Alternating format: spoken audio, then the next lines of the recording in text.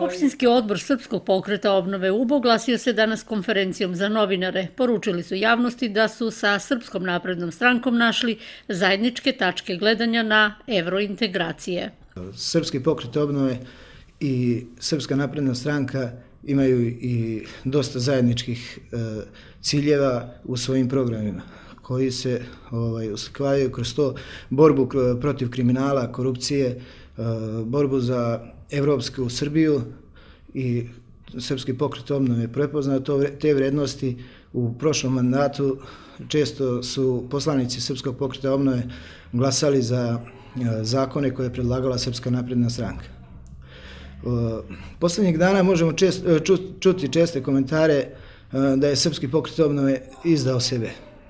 Ako se ta izdaja slikava kroz to da SPO nije na listi sa onima koji su 12 godina vodili Srbiju i doveli je na rub propasti, a pritom proizvodeći afere na svakom koraku i omogućavajući tajkunima da kupuju Srbiju, mi smo ponosni i srećni što smo izdajnici. Drugi bitan razlog koji želimo da pomenemo na ovoj konferenciji za štampu je obeležavanje 23 godine od 9. demonstracija koje će se održati 9. marta u nedelju pod sloganom 9. mart, evropski start.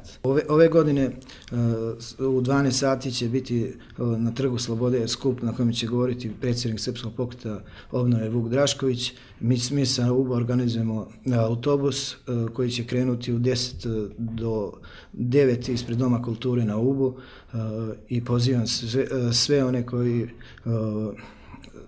su bili tog 9. marta, koji su bili mnogo godina posle toga na obeležavanju godišnjica 9. marta, da pođu sa nama u Beograd. Mnogi nas zameraju da smo često menjali partnere koalicijone u politici, što je tačno i da smo bili s njima u koaliciji, ali morate jedno da znate da mi nismo menjali politiku. Mi smo ostali verni našem političkom programu, našem političkom okviru, tako da bih želeo ovoga puta da pozovem članstvo, da pozovem građanstvo da prepozna snagu politike koju trenutno vodi potpredsjednik Vlade Srbije i želju da se konačno Srbija obračuna sa kriminalom i korupcijom i da mogućnost ljudima, mladim i obrazovnim, da zauzmu mesto svoje na političkom i ekonomskom nebu Srbije. Opština